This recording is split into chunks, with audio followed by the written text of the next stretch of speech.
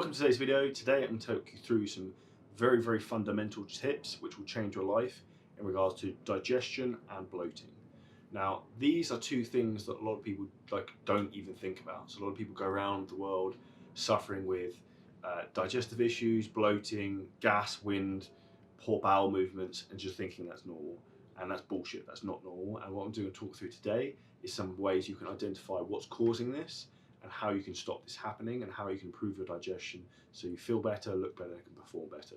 Because one of the big things people don't realize is that 77% of your immune system is based within the digestive tract.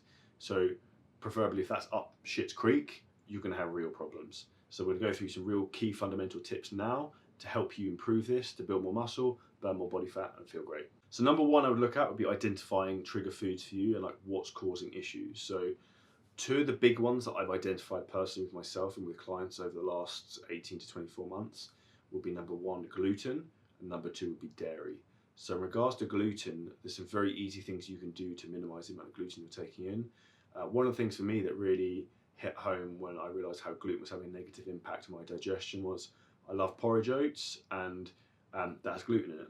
And whenever I had porridge oats, I would get bloated, gassy, wind, and my digestion would really slow down. So when I started to clock this, I was like, there's gluten in oats. Why don't I try gluten-free oats? As soon as I tried gluten-free oats, absolutely no issue at all. Digestion's fine, no bloating, no wind, problem solved.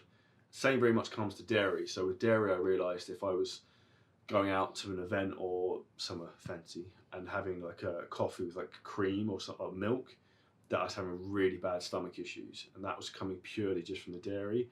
And what I want you to think about, a big thing we teach at CJ Coaching, is people becoming self-aware of a feedback loop with your body and how you feel. Because when you start to understand, okay, I eat this food, it makes me feel like Y. I eat X food, it makes me feel like Z.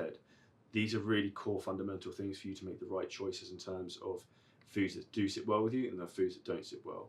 The two big ones I would look at would be gluten and dairy. And then other things on top of that can be things like processed foods that have a lot of artificial sweeteners, will generally inflame your gut as well. So those would be the three real red flags I would look at. And if you have issues and you can't correct some of these things and you take everything out, I'd go back to a real basic diet, which would be a low FODMAP diet. If you comment below this video, we can send you over a recipe guide. Number two would be looking at fluid intake. So what I mean by this is we need to be taking water in and keeping hydrated. Now, what we also need to be doing whilst doing this is not drinking shitloads of water when we're about to eat a meal. Because if you drink loads of water and then you eat, that's going to dilute your stomach acid down and make you feel very bloated, and also make it more difficult for foods necessarily to be absorbed. So we want you to drink, but ideally you want to be drinking between meals.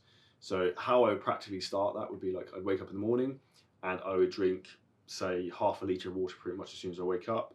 And I'd probably eat about half an hour later, just to try and get that to move through my system.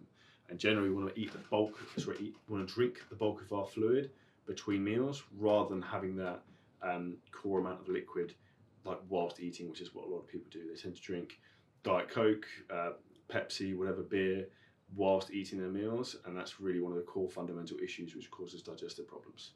Number three, we're going to go into meal timing. So with this, what you want to think about is, ideally from the perspective of your body, when you first wake up, you don't want to eat straight away if you can help it. So ideally, I'd recommend you wait around 60 to 90 minutes from waking up to having your first meal, and this will help you get hydrated and also help your digestion.